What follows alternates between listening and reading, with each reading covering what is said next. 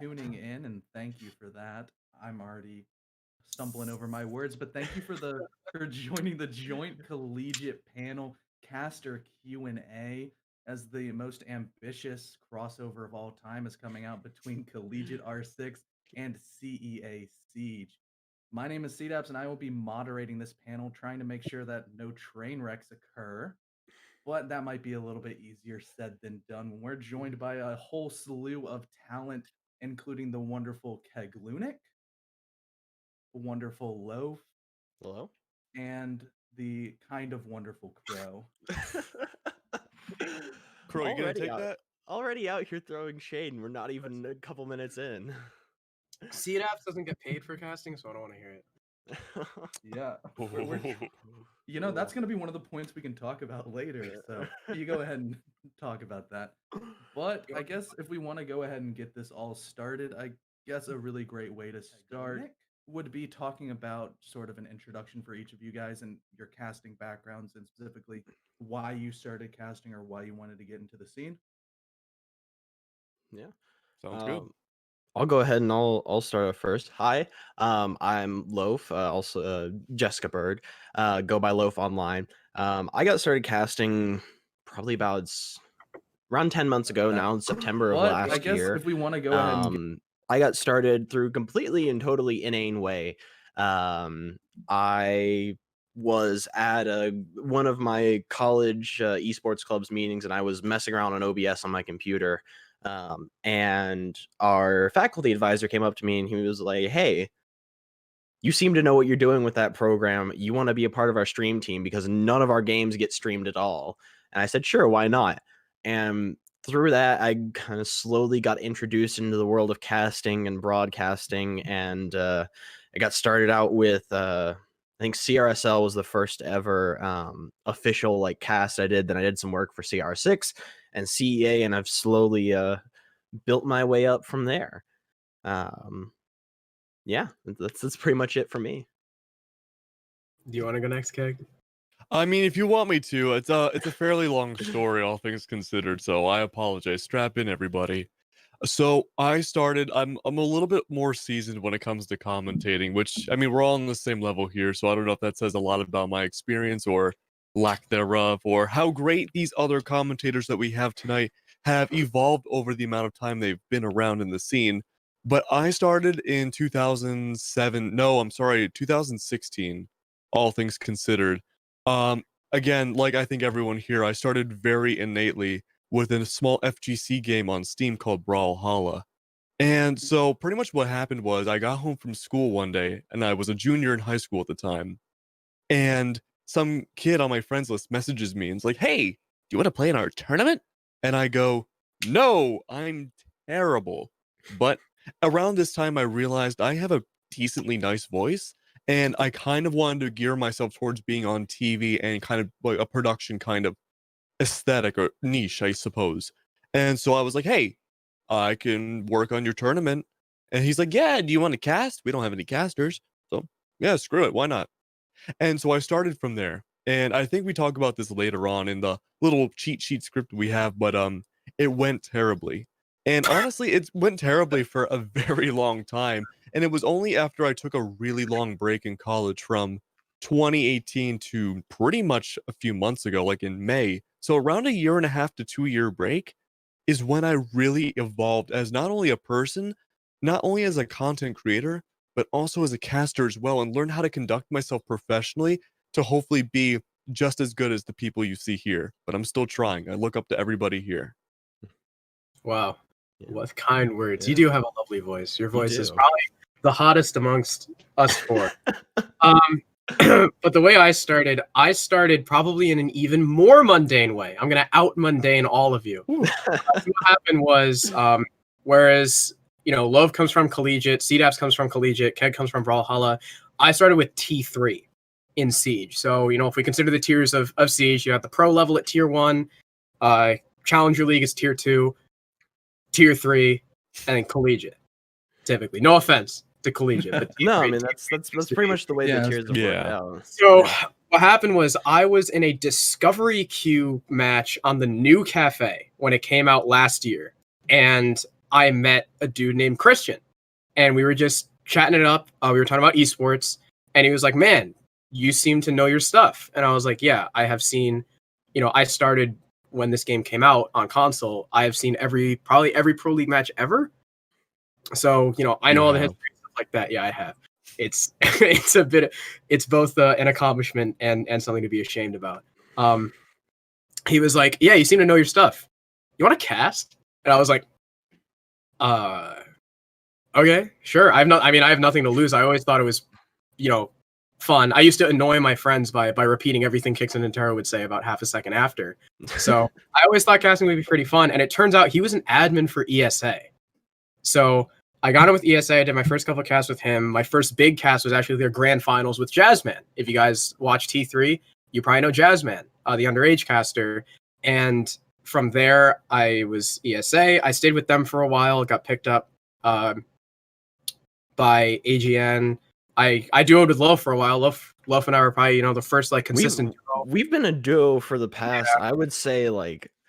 I said 10 months earlier, but that was really when I got started casting. So I'd say probably about 8 or 9 months. We've been doing pretty much since then with light smittenings of other people we've cast with, but we've done just about everything under the sun as far as casting together. Yeah, we did ESA, we did AGN, we did EPS, we did invite quals. We got to cast. We did invite quals. We did Challenger League quals. That's our claim to fame. We got to cast SSG, kick some ass. Yeah. But yeah, I've been. Loaf had to take a break. Loaf took a break. I was just everywhere. So if you've seen T3, you've probably heard me cast at this point. Probably. So that's my story. Yeah, your guys' stories are a little bit more nice and linear. Mine's kind of like a fast track when you think about the growth that you guys specifically have had. Like Keg sort of evolved through everything with this nice, beautiful, wonderful, as Cherish calls it, sultry voice. A nice vocabulary word. But I guess I started directly with CEA because Duke just wanted me to cast because they were kind of running out of casters due to people graduating and leaving the scene and stuff like that. So the first time I ever casted was a CEA show match of the Invite All-Stars versus the Open All-Stars with someone by the name of Loaf. Yeah. As my casting duo, my I first remember time that. casting. Yeah. Yes, we're sitting there in the call on Parsec. Our observer crashes 4 times in a row. Yep. So in total, we got to cast maybe a round and a half over the span of an hour. Yep. And I'm sitting there trying to talk. I'm trying to get my feet out under me. I'm cutting Loaf off. I'm saying stupid stuff and just absolute chaos. Horrible, bad. Can't call any of it a success besides the fact that I got a bunch of really good constructive criticism coming out of Loaf with her experience kind of like getting drilled into me in the it wasn't a very fun way, but it definitely was necessary. So after that, I just continued casting for CEA, becoming like one of the main consistent casters, usually doing like 1 or 2 broadcasts a week.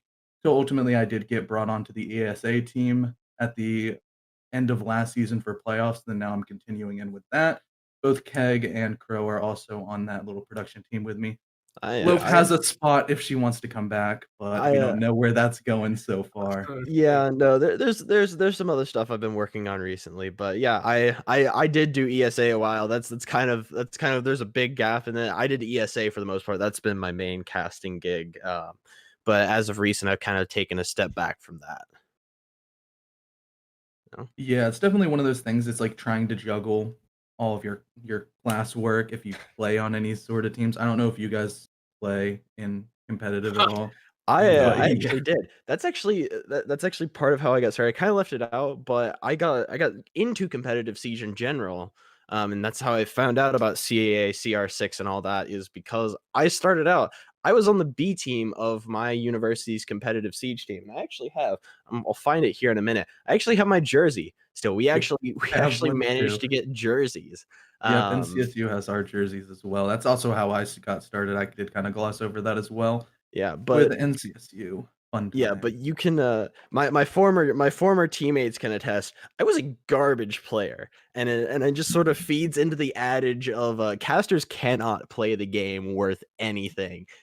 Just there are some exceptions, but there are some exceptions. I don't know. Probably Kicks and Stokes are probably the 2 most notable exceptions. Everyone else, it's like. Oh yeah, we're Plat 3 Gold 1 at best. My little sister can beat me in Siege. Are you serious? Probably. That's embarrassing, man. At least I'm Plat 2, man. Yeah, my rank has been very, very volatile depending on how hard I want to try. I just don't care anymore. I played Silver 3 this season, man. I don't know what you're talking about. I've gotten into Gold for the first time in like 2 seasons just because of how everything has been going. But oh man. I mean, going from a competitive background of like actually trying to understand the game at a deeper level, I think that actually also sort of propelled me into a more analytical caster role because I'm newer to PC. I've been playing on PC for about maybe 2 years total. I was always a console pleb until I moved to college. So, like, I don't have the raw mechanical skill, so it's kinda like, if I really wanna win games and win gunfights, it's like, "Oh, I have to outbrain people." So if you have that necessarily that process and that game knowledge, and you're able to communicate it to other people, such as with casting, then that's a really nice innate skill that's helped propel all of us into a somewhat prominent position in this T3 scene, or however you wanna call it with Collegiate as well. Well, I don't know if you can call just being on PC for 2 years an excuse, man. Oh, no, I'm not making an excuse. Listen, my boys, Polar Ace and Spiker, they're all Well, they're nuts. numbers less than a year, and they're in CL. Unfortunately, Spiker is down fighting for their lives. The Polar Ace is doing good. Yeah, They're Warriors doing- is doing really well right now. They have, Yeah. I think they have Razor from Team Reckless. Inrio's nuts. Oh, and Rio's crazy. Mhm. Like Also, if you- imagine a really good player, right? And then multiply it by 10. It's Inrio. That's Inrio. Same thing for Young Alec on Spiker. Actually. See, Crow's out here talking about Spiker, and we're just glossing over the fact that a team that we cast on a regular basis, 4 out of the 5 of those members are currently in Pro League. Team Oh, yeah. Oblivion. Team Oblivion. We cast them for like probably a solid 3 months, like the last 3 months that they were in like tier 3 competitive siege, because they were all underage. And none of them could actually compete in Challenger League. And then look at the next season. Oh, Iconic from Oblivion is now on the Susquehanna Sonics. Oh, NJR is on Disrupt. Yeah, and they're- here comes they're the best Lags and I'm gonna forget his name. Yeah, Lags and J90 here are subbing in for the Sonics while they're waiting for Sleben and Gomfy. That's why we need Quantum to come back, dude. Absolutely, but yeah, I mean, it's just absolutely nuts just seeing. That's also something that comes from the sort of tier 3 scene that I've noticed a little bit more is you get to see growth from a lot of these people. Sometimes you get worried sometimes because I've seen teams that were really, really good and have just kind of stayed in the same place, haven't gotten any better. And then I've seen teams like Oblivion, and then you've got Spiker as well that have come out of nowhere. I mean, Nordic as well. We cast Nordic, one of the current CAPL teams. We've cast them before, and they're now sitting in Pro League. So yeah, I mean, being able to see that growth from the bottom up is really, really interesting to see. I think it's probably one of the better things that comes out of tier 3. Definitely. Even that's happening Collegiate as well. I Yeah. believe that there's another panel next week talking about this traditional, like the actual transition from Collegiate to Pro League. I know there's a good amount of teams on the Canadian side with Canadian Pro League. I think they were from Simon Fraser plus Ziggler's from Buffalo. Mhm. Yeah, it's like Mhm. Coffee and I think Spectrum. Yeah, that team. Yeah, That Simon team. Fraser, and then the University de Montreal team also made it really Mhm. far. They faced up against Nordic and lost to Nordic. And I think York made it is- as well. who's the York did other? pretty well. There was another university as well that made it decently far, and I can't. I think York got Challenger League with we've- Headless and a couple other people. Crow and I have cast them before, and I can't remember their name. It was one of the ones we cast back in CRSL. Who? A Canadian team, French Canadian team, and I can't remember their name. Too many Frenchies for me to remember, man. That's also the other thing is that tier 3, the top, it's just French Canadians, like straight up. They're some It's something in the water. reason. Yeah, Reason. What do Honor, they feed them? Nordic, Nobu. They're all. I don't know. I don't know what's up with them. French Yeah, toast. I don't know, man. It's they put something in the water up there in Montreal. Tango sent us a question. Oh, did he? Yeah, I guess we can go I on. forgot this is. It's this like is- it's like the we episode of Blue's Clues where you get the letter. yeah. So we I just forgot. got a I forgot this is a question. panel, and we're actually supposed to like answer. Yeah, stuff. we actually have a flow chart of how we're supposed to be doing this, but we aren't doing it at all. No, we're already off the rails. What's the big Yeah, caster sin? Come on, do your job, CDAPS. I'm trying. I just don't want to cut you guys off because you're making good points. See, But the I thing guess about- yeah. The thing Caster about Sins, the go, biggest bro. caster sin is that I've probably committed all of them. So Yeah, you have. I don't know which one would be the biggest. Probably. I mean, it's hard to say what the biggest caster sin because I feel like that really falls into the pet peeve category. Like I have pet Yeah. peeves when it comes to co-casters, and then there's also pet peeves about what I hear from other people. for when, I'm a casual listener listening to a broadcast, there's a difference between how you want to conduct yourself when it comes to, let's say, an FGC game, so like a fighting game or like a first-person shooting game. But I'm going to gloss over that really quickly and go for the real important part for this question. And that's, you don't want to be too casual about it. And I feel like a lot of the T3, no offense to T3s, but a lot of those casters in below, and that not even just Siege, it's just in general, tend to conduct themselves really amateurly. Now, my brain obviously works different than most people for whatever reason. That's not like a flex or anything either. It's just the way it is for me. But stuff like that where you just treat it too casually and don't really know how to make yourself conductive and exactly what to do comes off as really cringeworthy, and it shows a lot about not only who you are, but your experience. And it's like a thin veil. It's like a wax paper almost. Like it's a little glossed over, but we all know what's on the other side, and it's just it's not something I like. But if you don't mind me continuing, I think the biggest pet peeve I have from caster to caster is just talking too much. And I'm doing that a little bit right now, but there have been plenty of casts where it's like, we discussed beforehand where it's like, hey, all right, so let's give ourselves maybe like an approximate 45 seconds each, right? So we can throw it against each other. But then these casters, right? They'll talk for the entirety of a round, say in Siege, or minutes on end. And like, you don't want to interrupt them because that's also another, cardinal casting sin. Yeah. So you just kind of sit there patiently waiting, like gritting your teeth, waiting for that opportunity to shine. And it really throws the whole tempo of the entire production off. And when it comes down to, I'm sorry, I'm talking too much. No, I'm doing the sin. I was about to say probably the biggest, like probably that boils down to, I think you can boil that down to is the biggest sin is breaking the flow of a cast. I think that is probably I think that is probably what is considered the cardinal sin of a cast, is breaking the flow of it, not recognizing, okay, I only need to be talking for this long, or oh, I'm stepping on the other caster's toes, or oh, I'm doing this and it's not flowing as well as it should. I think that's probably what it boils down to the most. We had trouble with that until we started getting into a groove. Oh yeah, I think probably our first like month and a half worth of casting. We would consistently like interrupt each other and be we like, would interrupt each other. We talk talk for like 3 minutes. We talk for like 3 minutes at a time each. I think probably the biggest thing that like pushed me to make that better for me at least was I got some feedback on my casting from Stokes. I sent him one of my VODs and I was like, hey, he's like, yeah, because I had been in a couple of his streams. I mentioned, is like, hey, and he was like, oh, I've never like heard your casting. I've heard of you, but I've never heard any of your casting. So if you want to send a VOD my way or something so I can give you some feedback, just send me whatever. And I sent him a VOD over, and he is one of the most blunt people ever, and I will always thank him for that, because he railed me for my casting, because he was like, the core of it is very good, but you're making all these little mistakes that make it very, very bad as a whole.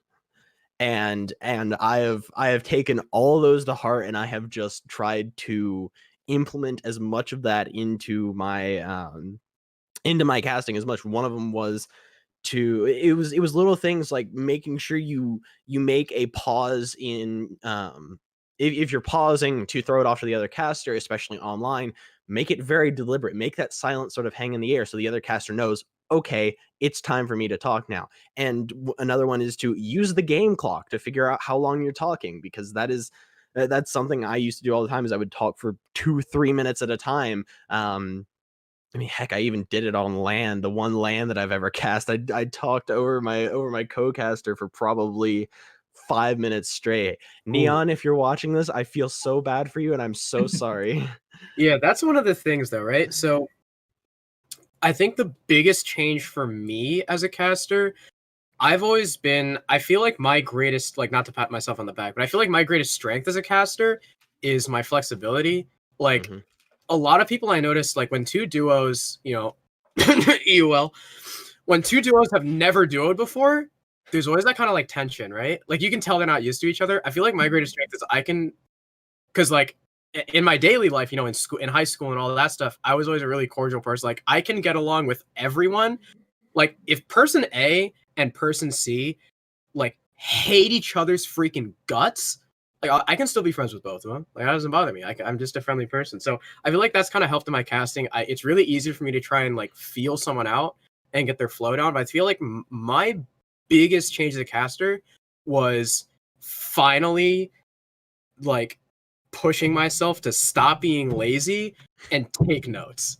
Yeah. Yeah, I think Yeah, that's a I think I huge was one. part of that push as well. As I pushed you because I was like showing you my notes and I was talking about it was like this person did this in his last game. It's like what? It's like I was like you should probably be taking notes as well. And he was like notes. What is this about? I don't need any notes. What do you mean? I've been playing chess. So I'm 20. I have been playing chess for the past 16 years of my life. So I have a really good chess memory, right? Like I can recount whole chess games move for move, and that's really helped when it comes to Siege. I can usually recount, entire rounds just from memory, but notes have really come in handy just boiling down to statistics, like how someone's won a fight. Entries, all that stuff. Entry deaths is huge for me. Like if I miss an entry, I will go back in the VOD, like desync myself from the clean feed just to find it and resync again.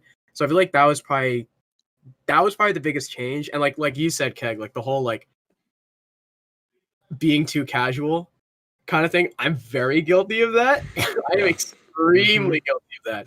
Just because like if the environment I'm in is really casual, I will just cut loose. Like AGN has told me, like they're like, we didn't pick you up to be professional. We picked you up like, we didn't hire you to cast the way we want. We hired you because we liked you and the way you cast. So I was like, okay, screw it. They let me curse on stream sometimes, which is fun. Like that's the league. Like EPS, I stay super professional. ESA, okay, ESA. It's middle. It's like the middle. ESA. We have this joke that whenever we're casting, Crow's brain turns off at about 11:45 p.m. Yeah. and he just goes complete stupid mode after about 11:45. It's very gay. It's a very gay cast, but Mm. AGN is just where I'm allowed. Like, I feel like it's a nice breather. Just like cut loose and just do whatever I want. Yeah. Yeah, I guess you guys talked about like the big giant overarching things. I guess I could kind of like go into the nitpicky things about casting. Like one giant thing that holds a lot of casters back, especially as they're starting, would be like the idea of crutch words and constantly relying on certain phrases. Because at the end of the day, you're talking for a long period of time. You're trying to you're doing it live. You're sitting there, you're relaying the information that you're seeing into a way that is understandable for other people. So I know specifically, whenever I would take over from another caster, like they would pass off to me, I would say, and now we see. And I would like stall out for just a couple of seconds for me to really get my feet under the ground and be okay. And now we see they're droning here, and then they're doing this, and they're doing this. But when you're on for a couple of hours and you say that 1,500 times, it really brings down the level of the cast. And I know in Taro has a giant Reddit post about a bunch of stuff like this. If somebody could link, I guess I could link that in chat for people. It's like one thing is having a big vocabulary. Yeah, read And it. just Yeah, I can read off some stuff. One of the biggest things is talking about vocabulary is those crutch words you talk about. I've for me it's been filler words. It's and just like those sorts of things is one of the biggest things I struggled with early on. I still kind of struggle with them, but I've made a very conscious effort to try and pull them out of my vocabulary because they were such a big part of it. But yeah, that's one of the biggest things that I think helps separate a good caster from a great caster is being able to is not only being able to cast over the game and understand what's going on, but as well to have the solid vocabulary and good I don't really know how to phrase it. Just have boiling it down to the most simple thing. Have good words. That's pretty much it. Well, I would say when it comes down to it, it's really just public speaking 101 because you can say a lot of things, but what it boils down to is a complete stimulus overload and a complete disconnect between your brain and your mouth. I was VOD reviewing last night with one of the producers who I absolutely love, and he was helping me with those crutch words because as I say them, at least for me, I recognize their crutch words, but it's simply because, at least in my instance, I don't know what else to say, because there's only so much you can really say in some situations. And, no matter how much you improve on it, it's still always going to be there and persistent to one level or another. And so, what you can really do is just try to find the right groove and chemistry, not only with your co caster, but with also the environment of your cast, the match itself, and what you think you can say, and maybe skip a beat and not say anything. Just have like a full half second of silence to be that word for you and help build up tension. Because, it's dynamic. It's not a static thing. You can say crutch words are bad, and it's true. But trying to fix them is not an easy solution. In fact, it's an impossible solution. Now, Mhm. I'm sorry, but Tango brought up a really good point. And how do you find people that do VOD reviews? So, how do you find a job, right? I mean, you can find applications on websites, newspapers, on the street, talking to people. It's pretty much the same exact concept. You're pretty much either cold calling people or you network and find connections, because your grandmother's not going to give you a job, right? For the most part, but she's also not going to VOD review for you. It's a great way of showing off your best work and having people that are better and smarter than you just tell you what you're doing wrong, and then you can go back and be, look how much I improved. And eventually that can turn into a gig opportunity, a career opportunity. It can turn into a whole lot of things, but you have to be willing to take constructive criticism and take whatever feedback you can, whether it's good feedback, bad feedback, or even non-constructive feedback. You got to take whatever you can, man, because we're all struggling.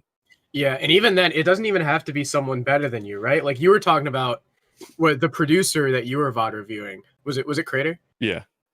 He's not a like he is adamant about not casting. Like I always talk to him. I was like, bro, like just fake cast with me, dude. Like it'll be so fun because I love Crater. I love his person. I love him, but he refuses to because he thinks he sucks. Like, but him being a producer and just being involved with the broadcast, like that brings so much to the table in a VOD review, or even just taking someone who's a fan of the scene, like anyone, because then you get their opinion, not, almost like as an outside perspective, as a viewer, and they can tell you what they like or don't like. And sometimes that can even be, hearing from your audience could be just as valuable or even more so than hearing from someone from, within the circle. Well, that's the secret, though. You can't just get your VOD reviews from one person. You can hit up Intero, Kix, or any commentator from any community that you're in. Because I'm assuming this podcast or this panel is going to be beyond just, Siege itself. If you want to go and ask them for help, by all means do that. But there's only so much they're going to tell you. They're the best of the best in their field, but you got to listen to the general audience. You got to listen to the players. You got to listen to the coaches, the analysts, grandma, all those people, because everyone's in this world is going to give you a unique experience of anything that you do or any art form that you have. Someone's not going to like it. And it might be for the most ridiculous reasons, but you have to consider it if you want to be the best that you can be. Yeah, it comes down to trying to diversify the different, like, the aspects of that cast. Sure, like if casters only talk to casters about casting, then we would just have 50 million Kickstars and Taros. I don't think that would be a bad thing personally. I think it'd It- be, you but you when you break it down to the audience perspective, maybe there's just different styles that people like. When you have your production team and your observers that you're sitting in the call with that have just viewed a whole different amount of casters, different levels. Like I know Ocho has given me some feedback as well. Big shout out to him over at ESA. It's like he's pretty much every single caster that's gone through ESA has also talked with Ocho. It's like having different avenues, talking to producers, talking to observers, talking to other casters, as well as even people in the scene that like and really enjoy watching broadcasts and also view a good amount. They know what they like. And as a general, at the end of the day, the core principle of casting is putting on a show for the audience. It's making it so you're adding to the gameplay to a point where you can not only elevate it and make it more fun to watch, but you're also simplifying it down and allowing core ideas that not everybody knows about to be sort of brought down to a level that anybody can understand, but not dumbing it down too much so it sounds stupid. It's finding that nice balance, like walking the fine line between that different things. Yeah, that's one of the struggles that, like, what was it? Like we used to say, one of my friends used to say when back in like the old like under ESL when you had Kixen and Taro and you had Milosh and Emzo would be like Milosh is like hard shoutcaster, Emzo's hard analyst, and the way Emzo would break things down was for a more experienced viewer. And with Kixen and Taro, they're both really flexible. You know, obviously Kix is kind of, you know, a better analyst because he comes from the pro scene, but they would be able to dumb things down more to like if someone's new to the scene. Because I remember, you know, back when Kix started way back, he would talk about everything like he's talking to other pros. So it's really hard to understand. So it's kind of like you got to find that balance because I know that's been a struggle for me because I'm used to my audience, like when I started out, being other T3 players. So I would be casting the players, so I wouldn't need to see. I'd be like, you know, oh, they're doing a 2-3 split on border, or they're doing an SSG roam. And I wouldn't explain further because everyone in chat would be like, okay, yeah, I know what that is. But now that I've started to expand my audience, I have to like bring myself back down to earth. And it's been kind of hard because I feel like there's so much more that I could be saying about the rounds or about the game instead of explaining this one little part. And like there's more in-depth stuff I want to say, but I realize, you know, the casual viewer like doesn't really care about that. Like the casual viewer cares about, you know, like let's say the Wamai threw his disc, you know, 3 meters to the left so it didn't catch the stun that killed his Goyo or something, you know, some stupid thing like that. So I have to avoid that. So that's been a real struggle. That's why when, you know, one of my favorite bits is, I'm pretty sure I did it with you, Keg, is when I talk about why teams bring Ying. No. Well, you know, teams bring Ying. So why do you lose rounds, Keg? What happens when you lose a round? You go to the next round, bro. No. Like how does that happen? How does that happen? Well, I mean, you don't plant that diffuser, you don't get all the kills. There's 2 teams left alive. Because your whole team dies, right? Now, when your team dies, that's because the enemy killed you. Now, in order for the enemy to kill you, they have to be able to see, right? You see where I'm going with this? Yes, I see where you're seeing. Yeah. They have to be able to see. Now, with Ying, you take Ying because what she does, she says, no, you can no longer see, and then bam, you stop losing rounds. Yeah, See? but I think that's an interesting point because we don't really see Ying being broad too much anymore. Like when Theme Park first came out, I think you had a very valid point. But since then, even in that short amount of time, we've seen a small kind of micro meta shift where she's not broad as much because people maybe they put on glasses. I don't know. Yeah, maybe. Or maybe you know, right? If you want to see, you bring Warden. Oh man. You would get along great with my friend Taka, who was one of the only Warden mains I've ever met in my entire life. If they're bringing a Warden, but you can't see the Warden because you're like through smokes or whatever, take IQ because she can see the Warden's glasses, right? Very true, yeah. That's how Siege works. That's how you win the game. So can I become Plat 2 like you now? You can. Oh man. I hope you could see the pain on me and Loaf's face during that entire interaction. Like that was actual pure. You can still see it on her face. She's struggling. I want to touch. I'm sorry. Oh, I'm sorry. Go on. This is like this is what happens after about 11:45 on an ESA cast. This is when Crow's brain shuts off, and it's only 7:30. I wanted to touch upon really quick. When we mentioned before about who are the best people to VOD review, and this is kind of just a general life advice. And for me, I'm a pretty anxious person. So originally, when I wanted to go out and kind of seek these, you know, higher up people out for VOD reviews, I'd always be afraid that they would like, you know, curse me out on social media and stuff and like make me look like a really stupid person. That's not going to happen. I've actually had that happen with a really popular Siege YouTuber a long time ago, like 2 years ago. And I haven't forgotten about it, but the chances of that happening are probably close to having lightning strike. But you just need to put yourself out there. You need to become not eccentric, I'm sorry, an extrovert. You need to be an extroverted person when it comes to this whole career field. And that's going to really benefit you a lot, just putting yourself out there for a lot of these things to get either to our level or even beyond our level. Yeah, and I guess I want to go and drive the discussion further away from that. I think we've touched on those specifics for quite a bit. I guess we could go more towards the hardware side of like we can start talking audio principles and stuff like that. Like what kind of mics do you need? What kind of software do you expect to run during a cast? We can touch on those kind of things. So I guess Keg, you can go ahead and start it because your mic looks pretty nice right now. Yeah, I would say this is pretty much the best you can get at this point. I obviously didn't start out with a Shure SM7B. I think when I started off, I just start off on your basic Blue Yeti microphone, and there's a lot of technical nitty gritty details with it. Yeah, there it is. That's the blackout Yeah. edition. Yeah, But Crow and I both use that. I don't like the Blue Yeti, and there's a lot of reasons. I don't know how in depth I'm supposed to get here. I don't want to bore the audience too much, but what it comes down to it is that you should always try to go for the next big thing, especially, if it's needed. USB microphones suck. They really suck. I used to work in selling microphones, and I can tell you they're awful. They're really, really bad. They're convenient, very convenient, but it's not worth it. It's really not. I also kind of want to touch on that as well, is that starting out, kind of want to give perspective to what Keg is saying. You don't need an XLR setup.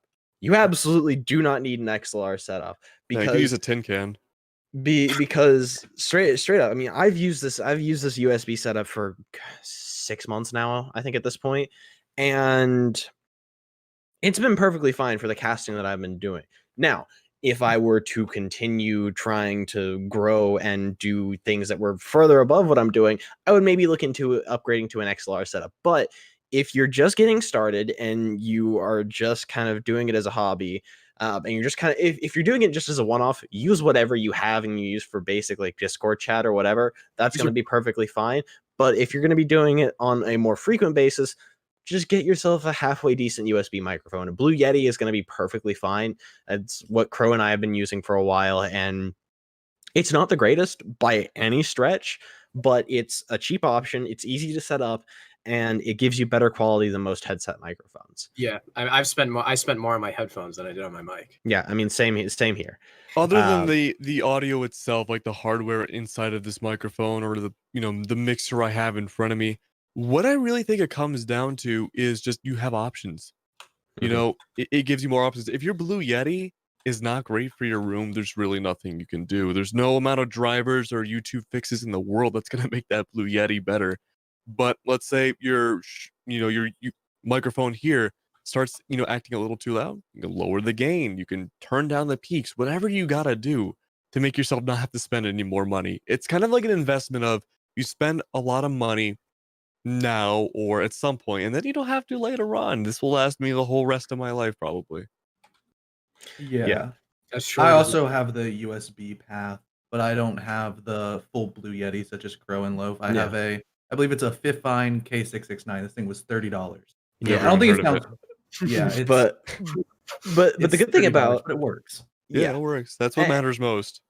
Yeah. The XLR setup as well. I've been looking into upgrading recently because I've been doing this on a very regular basis. It's also not that expensive. You don't have to go the route of a Shure SM7B because that is for most cases, gotta admit, it's kind of overkill. It's $700, and for probably about, I think I was looking at It's like not 700. It's The like mic itself is 350. 400, right? Oh, Like, it's 400 now. I think the price has gone down since I you still looked need a at it. mixer and a preamp and stuff like It's that. Yeah. on Yeah, Shure's it's gone down since I looked at it. I was looking at something that was way overpriced, I guess. But like an AT2020, a Scarlett 2i2, and just like a decent arm and cable, and run you probably about like $250. Well, and yeah, that's really expensive, but compared to some other setups, it's probably some of the cheapest stuff that you can get. And it gives you a lot better quality than a USB mic. Gives you more options, like Keg said as well. But again, it's not the end all be all of things. USB is good if you're doing it more than just kind of a one off thing. But if you start doing it as a more regular thing, look at investing in an XLR setup, because then it becomes a lot more modular and you can upgrade individual parts and pieces. Whereas the Blue Yeti, this is all I have. I can't change out the preamp in this, or I can't upgrade anything with this. I just either have the Blue Yeti or I have nothing. That's pretty much it. You can change. You can go from omnidirectional to Cardioid. cardioid. The different patterns kind of make a difference, but it's still a Blue Yeti through and through. Your best friend's going to be eBay. I don't think I spent over $200 for all of what I have. Off of eBay? Oh yeah, all eBay. Sick. Really? Very cheap. Very cheap. I'm very paranoid, so I don't know if I could do eBay. Well, what is the eBay gonna do? Is there like a mosquito or something inside the microphone? Hey, No. haven't you seen the thing where like someone was selling like an iPhone and they just sent them like the box? Well, no, but there's seller protection now stuff too. Oh, you're right. So if anything, it's more likely the sellers on eBay get scammed than the buyer. Oh, Yeah. sick. I can scam the seller? Hell yeah. Yeah. But I guess we can also talk about. I'm sure all of us here have 2 monitors at least, correct? Oh yeah. Crow does You not only have have- 2 monitors. Crow only has really? 1. Actually, the light that's coming from me is a blank Google Chrome tab. I don't have a light. Yeah, that is what Crow uses for his lighting, and that is something I've also railed him about as well. But so talking about 2 monitors, it is not. It's another thing that is nice to have, but it is not absolutely necessary in my opinion.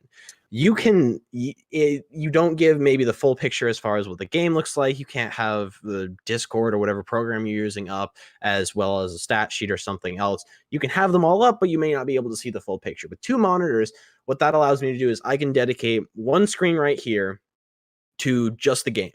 And then I can have open over here. I can have whatever else open. I can have a stat sheet open. I can then have Discord open so that I can talk with my producer, and then I can have whatever else open. It just allows you to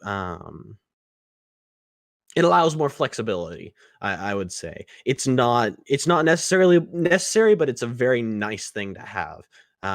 And I think that comes in general. It's not necessarily just for casting. When working from a computer from a long period of time, 2 monitors is something that just makes everything a lot more convenient. It makes certain things easier and allows for maybe a little bit more productivity.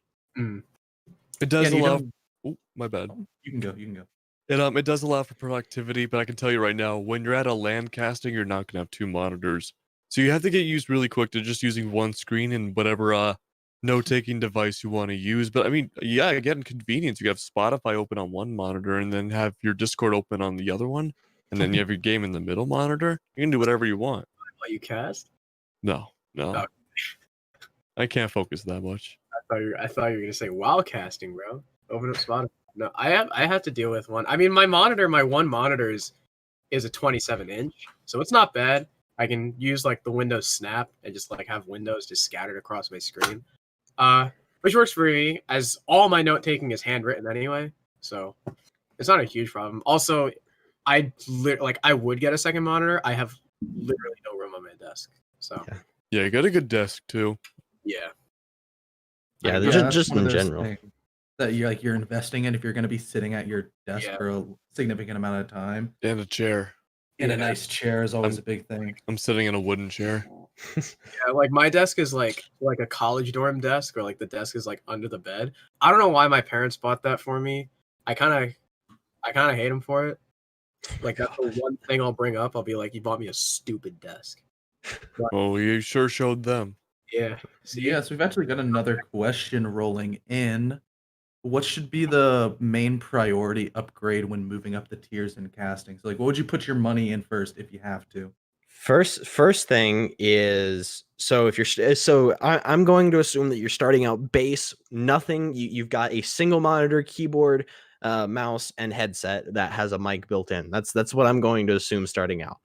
First thing you want, separate mic from your headset. That's just one of the first things you want to get. Like a USB mic or something is probably the first one that you would want to get. That's one of the best things, because you want to make sure that there is no issues with hearing. The sound quality is good for the people on stream and for the people that you're casting for. Next thing I would go for personally, next thing I would go for is second monitor. Because again, it's not necessary, but nice. it is nice, and it is something that can it allows for a lot more flexibility, and you can do a lot more with it. Then after that, I would probably say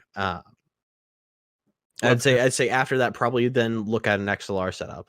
And Facecams is a completely separate thing, because not everyone requires it. But if you are required to have a face cam, just get a base like Logitech C920. It's like $60. It does the job right. And so long as you've got decent room lighting, you don't really need anything else. I've got just like a $20 key light I got off of Amazon to supplement my room lighting, which helps. And I mean, hey, worst comes to worst, you can just do what Crow does, have a blank Google Chrome tab open, and that, I mean, you see he's actually lit up pretty well despite not really having anything. If I full screen Discord, this happens. Yeah, and I mean, There we go. I'm doing the same thing. You can find creative ways to make it work, if nothing else, when it comes to a webcam, because again, not everyone requires it. The priority, especially for online stuff, is going to be your voice rather than the video, because for the most part, you're going to be in game and the people aren't going to see you. Loaf actually Loaf bought me mine. Yeah, I bought him his webcam because they were requiring it for ESA, and he was like, I'll buy it when I get back from Florida. I was like, they need it tomorrow. And I was, or not, it wasn't tomorrow, it was like 3 or 4 days, and I was like, screw it, I'm just gonna buy you a webcam so that you actually have something and you're not getting kicked out of ESA. Yeah, fair enough. I would also upgrade your internet too.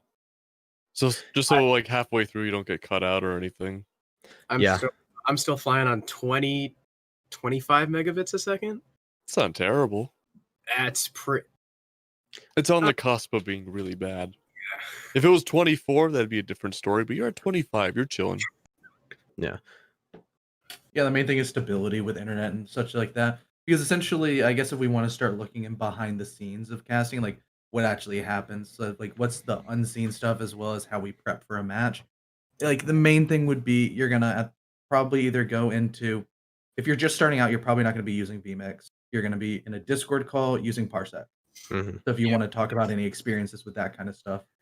Yeah, I think I can probably talk about probably going to be something that you will need to get very familiar with, especially if you're getting into the tier 3 scene, because it's used pretty much constantly, is Parsec. It is a godsend. Yeah. I don't know who created Parsec, but whoever did, thank you. Parsec? It is, yeah, Team Parsec.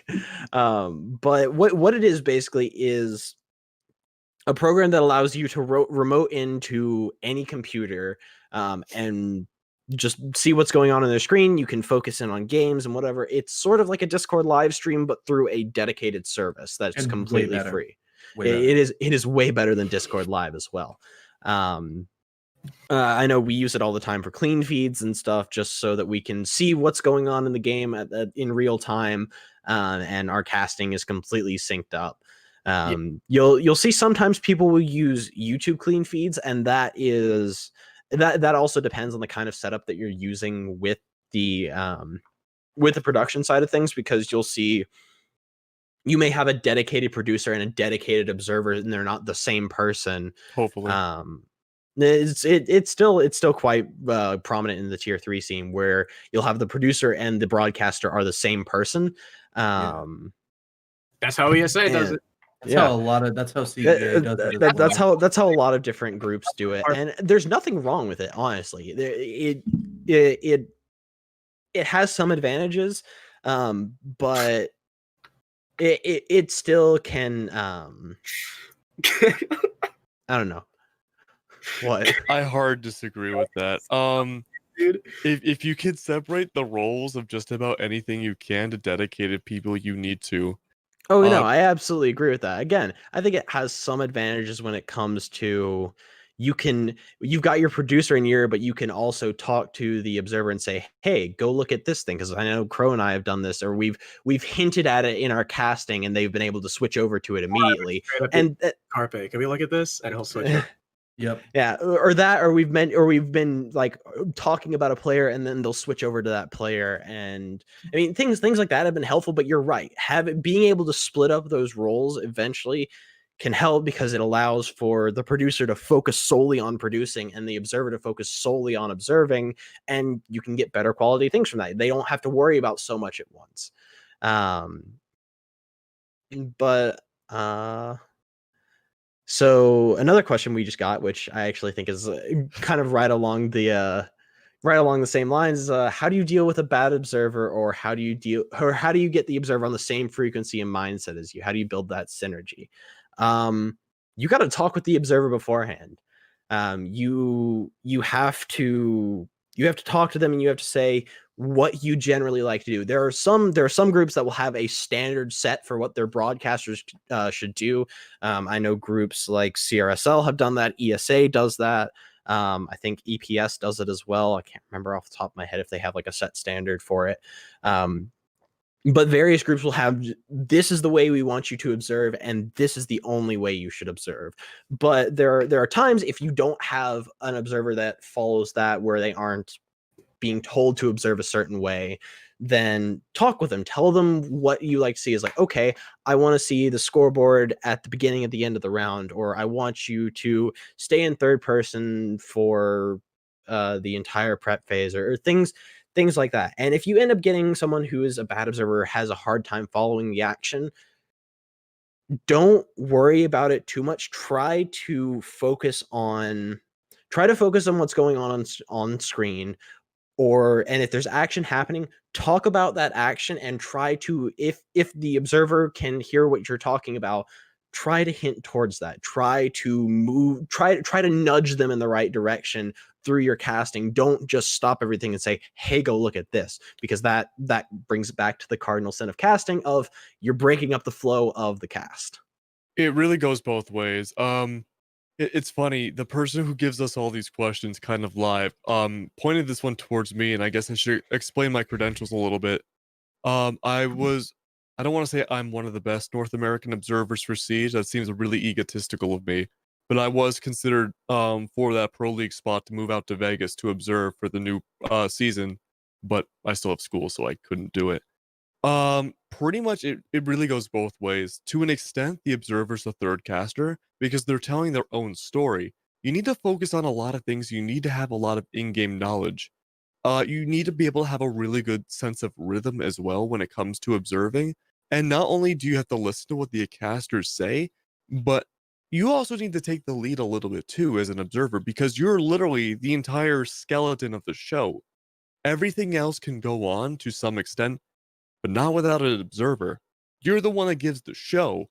And so, if you're showing something that you know is really important and will actually dictate how a match will go, the observer, you don't listen to the casters. The casters listen to what you are presenting to the screen, and that is just as important.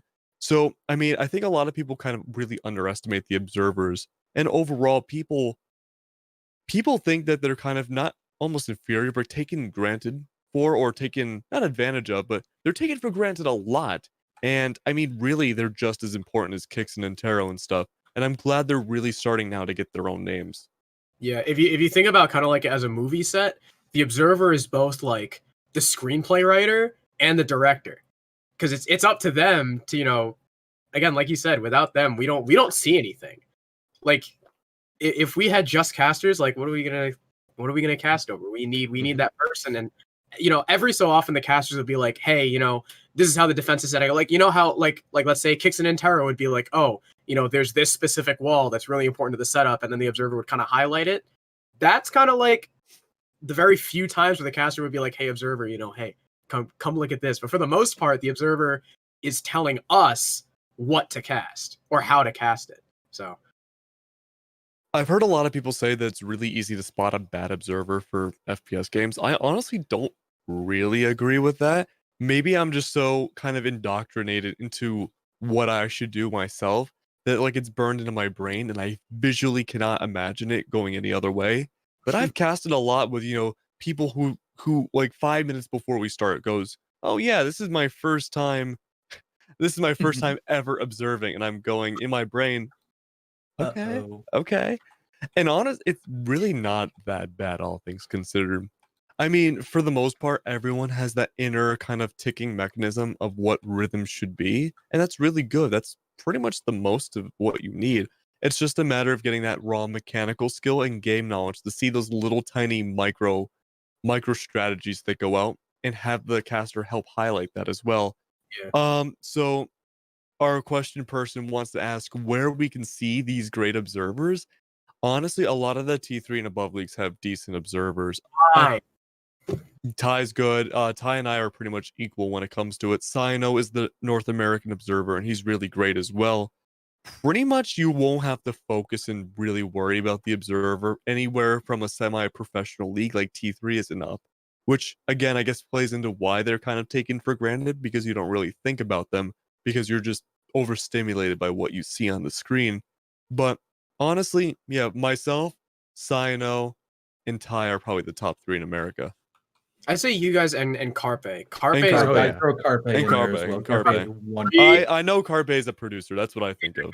Carpe's kind of moved into a more producer role, but for ESA, I think he still does observing. And Carpe, Yeah, and for CEA as well. Carpe almost like perfectly mirrors Medics' style. Because I know Carpe actually told me he sat down, he studied Medics, how he observed, and tried to reflect that. So Carpe is a really reliable observer. He does ESA. There's actually for EPS. EPS has been using one of the staff members, Bubs, was like when they brought me on for the relaunch of EPS. They were like, all right, you're the first caster we want to work with. Here's Bubs. We don't have a dedicated observer yet. And Bubs was like, and I was like, oh, Bubs, have you observed before? And he was like, no, this is my first time. I was like, Yep. He's still been doing pretty decently despite. nervous, but like, especially for his first ever observing gig, he was actually doing really well. Mhm. Like he was catching, like it was one of those rare moments where for somehow he was catching like all the important action. We saw nearly every multi-kill on stream. That's good.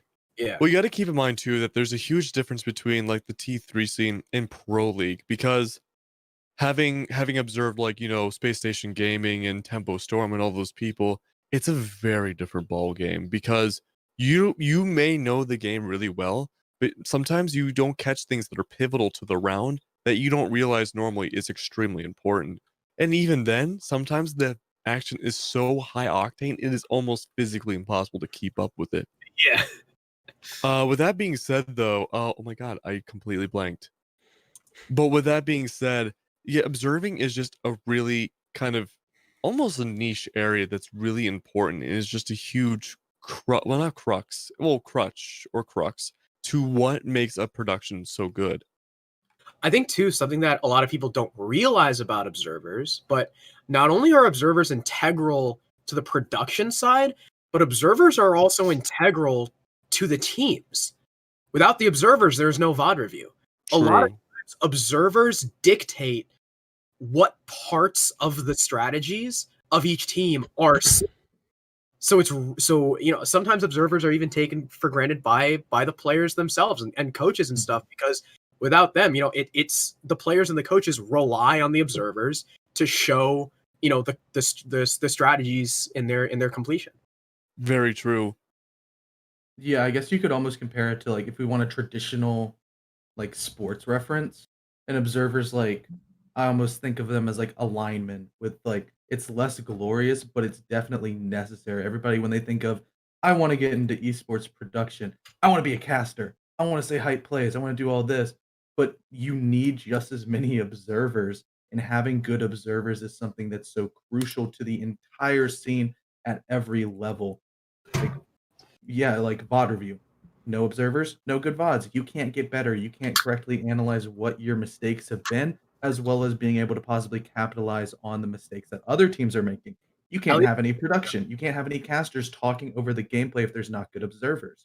And just that whole idea of it's like not necessarily it's not a glorious position, but it is so necessary and integral. And I wish that there was a way for us to like properly like, I know with ESA, they've started with the face cams. There's the 2 casters as well as the production. That's sort of bringing into light and showing, I know when Ocho does it, he has a little side cam. You see like his 3 monitors, his stream deck, him like on his controller and doing like 50 million things at the same time, showing that it is actually very difficult to do. And it's just as hard, probably harder than casting because you have to do a lot more predictive work in order to correctly read, okay, they're pushing on this side of the map. That means in probably 5 seconds, this person's going to die. He's going to be traded by this, then switch over to this person. Then that means all of this wall can be open and they're going to flood into sight. And like correctly predicting the action, it's not necessarily as an observer, you can't be reactionary. It's almost all prediction.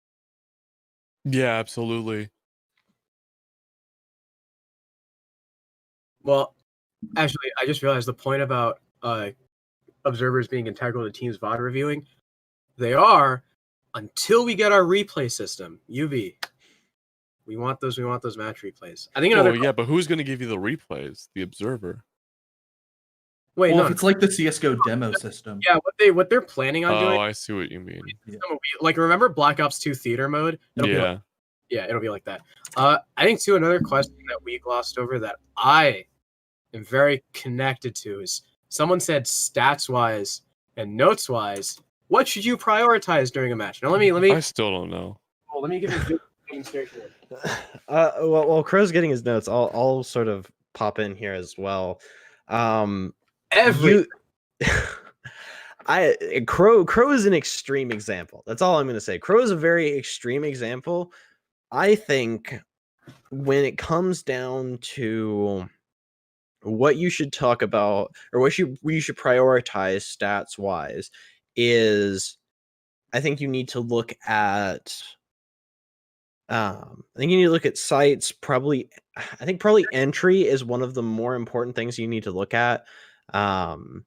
Sort of the flow of the rounds as well.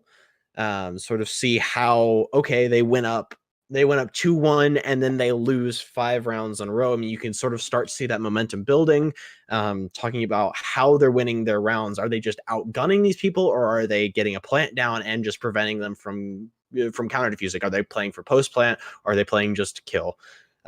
There's a lot of things that go into looking at stats, but I think notes wise, I think what you want to do is you really just want to hit the high points of the round. If there was a 4K, if there was some sort of multi-kill, if there was some clutch or something else, I would say note if there's a plant, note who won the round, what side it was on, the round differential, and if you have time as well, if you can think of it, entry as well. I think those are probably the 7 most important things as a caster to take notes about. I feel like if you've got someone who's just doing like analytics, which I know there are a couple leagues that do that, they go a lot more in depth with like op picks, map picks, site picks, a lot of other stuff as well. But I think as a caster, those 7 things are probably the more important things you need to focus on. Yeah. So as a caster, that like Love said, I'm a bit of an extreme example, but that's because Siege is such a nuanced game, and there's so many different factors, different like a lot of people like. A lot of times our job as casters is to point out the big picture, but in my notes, I'll take down every little contributing factor. So like Loaf said, bomb site, who wins the round? I record every round, who gets the opening pick and who was the opening death. I record how many players are left alive for the winning team in each round, because that gives me a better idea of how dominant the rounds have been. Like let's say it's a 3-3 scoreline, but Team A has had 3 to 4 people alive at the end of every round, whereas Team B, it's all come down to 1v1. So that gives you a good idea of, yes, the scoreline is even, but Team A has been still taking the rounds a little more dominantly, and they've been coming really, really close for Team B. I also take down, like Lo said, any multi-kills, 3Ks and up. If it's, 1v3, 2v4, 3v5, stuff like that. Any really influential flanks, who gets the plant down, and usually at what time the plant was down. Like if it was past 000, if it was like, a plant, a minute and a half in the round at 5v5, that's definitely something notable to record. If there's off picks, like let's say someone's bringing a Ying, or they're bringing like a clash or something like that, and where the clash was playing, how she affected the round.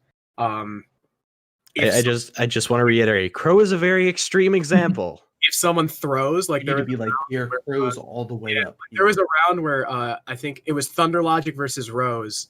They're holding two players are holding a crossfire on the bakery double door, and then Maestro swings out from the cross, and it causes them to lose the round. Like I'll be like, okay, Maestro threw. So stuff like that. I try to take down as much as humanly possible in the 10-15 seconds I have to write stuff down. What's important is that you need to be able to reiterate what happened during that round so that you go back into your notes and knew exactly what happened then. You don't need to write down everything. You need to let your brain do some of that work too. It helps with the retention factor. But when it comes down to it, they're both completely right. You should be able to take down whatever you find is noteworthy and be able to use it coming back up for either analysis or even future casts. Yeah, and building off of with the future cast, if you're doing something consistent such as a league, I know like specifically with ESA, how they want to do things currently is that there's rivals, contenders, and champion series. They want to keep the casters consistently between the play days. So such as me and Slayzilla are on Contender, so we cast all the Contender games, so we're actually familiar with the teams and are able to sort of offer more insight into the different play styles and how things are going to build. That's what you see with things like Pro League, like all the way if you want to go to the top. If you're at the top of it and okay, G2 plays this map like this, going up against BDS who plays it like this, that means that their play styles are going to cancel each other out, or you can offer that sort of prediction as well. And being able to sort of build, like you said, with things from previous like performances on specific maps or specific sites. Maybe if we think about Cafe, for instance, maybe there's a team that isn't good at defending Kitchen, but they're absolutely insane at defending both of the second floor sites. So they don't even go to Kitchen and they never go to Kitchen. You being able to know that and talk about, hey, this is why they are in Train Room as a site as opposed to the traditional secondary site of Kitchen, being able to offer that idea and that little bit of insight to the rest of the audience is something that's nice and nuanced and can help sort of build the audience and build a community around any sort of sets of teams with their fan base in specifics. And it's important to say like why. Like let's say they're really good at holding mining because they have let's say a really good crossfire setup from dining and pillars or something like that, or they can't hold kitchen because their roam in the second floor is really inefficient. Like stuff like that is also stuff you take down. Something we glossed over that I think is a given: operator bans, obviously. Mhm. And what team? I feel like it's not. It's a little bit important, but it glossed over. What team bans what, and who got the first ban? Yeah. Let's say Team A, like let's say like G2, right? G2 during season, what was it, season 7? Like 100% banned Lion across the board, right? Nearly every single game. But if another team bans Lion first, then G2 is like, oh, okay, we have a free one. So I feel like that's a little important to take down. And something else, if you can, map bans. Taking down what teams ban what maps can really help you in later pre-shows. Because, right, a lot of times you have like 5 to 10 minutes before the actual game starts to talk things out. And the more notes you have, the more stuff you have to talk about, the less awkward it seems. And it can also give you sometimes a good idea of how teams play. Like, let's say a team ban, like, let's say it's a best of 3, and a team bans Coastline and Consulate, but picks Theme Park. That gives you really like they hate the really fragger heavy maps. Maybe they're not as confident in their gun skill against this specific team, or if it's repeated, maybe they just really like the strat heavy maps more. So stuff like that. I feel like Creator said in chat. Even if you don't think it's that important, it can always just the more notes you can take in an efficient amount of time, the better your analysis will be. Yeah. No, I completely agree with that. You just gotta find your own groove after a while too. Eventually your niche and what to talk about, and just be able to fill in that role that you can and be the best that you can be doing it. And that's really all you can do at that point. I think step number 1 is just find a system. If your notes are disorganized and you can't even read them, then they're useless. You got to really find what works for you. So Yeah. Mhm. I guess this could be a really good segue onto specifically the different kinds of castings, as you were like talking about analysis versus either color commentary or shout casting. I know each of us in specific do a very different way of casting, and that's why variety is key. So if you guys each wanted to go in what you necessarily feel like your strengths are in the casting scene and what you specifically like to do when you're in game. I mean, I can go first. I love going Yeah. first. Go, Keg. Uh, I mean, my casting's evolved a lot over time. Like, when I casted in FGC games, it would pretty much just be like knowing every single move, the name of it, and just saying over and over again what it would be. Or a better example would be now first person shooters. I would list out the entire kill feed really quickly, and where's the substance in that, right? There's Yeah. nothing there. You got to be able to have that controlled hype too. You need to feel what the audience feels. You're the maestro of that situation. If I'm making it tense, you know it's going to be tense. If it's going to be a dire situation where there's stakes on the line, you have to convey that to your audience. You need to know how. But if you're analysis, you don't have to worry about that as much, but you got to be able to tell us part of that story about why that color commentator, that play-by-play, why that's important. You need to back them up. Even though you're equals, you need to be able to play off of each other and use those statistics and use that tension building that both people need to bring together to tell a story the viewer's going to go home and remember. Yeah, I feel like it kind of depends on your groove with your duo. I feel like it's important to be at least competent in both color casting and shout casting. Mhm. But I feel like I started as more analysis just because I wasn't confident in shout casting. Like I would fumble over my words. I would, not be able to keep up the pace. But like you said, once I figured out that, you don't need to tell the whole kill feed. You can just be like, oh, trades go back and forth, and as the dust settles, we're out in a 3 versus 2 or something like that. Like you don't need to say like, oh, this guy killed this guy, and this guy killed this guy, and this guy killed this guy. Like you don't. A lot of people do that because they feel like they need to, but the viewers can see the kill feed. Yeah. Mhm. Yeah. So, You got to explain why it's impactful. yeah. Because, like, who cares if Lion kills Mira, right? I don't care. They're just characters. They were programmed by some guy that gets underpaid. I want to tell you why this player behind the keyboard takes this person down and why that's going to affect their career going forward in Siege. Yeah, and another thing too is don't be afraid to, like, let's say you're in the beginning of the round, or let's say you're talking about the opening pick, right? Like let's say there's a Valk and a Pulse on the defensive side, and their Jaeger spawn peaked IQ. Like that's huge, right? Because IQ's the big counter. She can see Pulse through the floor. She can get that, pistol bangs through the floor, at least call out, watch out, don't stand still, there's a Pulse. Spot out the Valk cams, outside, whatever. And as you're explaining the importance of that kill, don't be afraid to like keep talking, even though, maybe there's a refrag. Like maybe the Jaeger spawn peaks IQ and then 15 seconds later gets refragged. If you're still talking about the IQ, like keep finishing that thought. Like don't interrupt yourself just to say I do that, yeah. Jaeger dies, by the way, and then keep going. Like that's just kind of I have a like it doesn't matter. It took me a long time to just like stop calling out everything in the kill feed. I can say I've been guilty of that as well, and I've shifted more and more over towards that. You want to be building that sort of story arc that Keg was talking about. You want to talk about. Let me stop for a second. You want to build a narrative around the game. That's mainly what a caster is talking about. You were talking about. You've got the like the director and the screenwriter and all this. I mean, you are essentially writing the script of the game as it happens. You are the one who's telling the story. You're the one who's taking what's given to you and crafting that into this story and this excitement.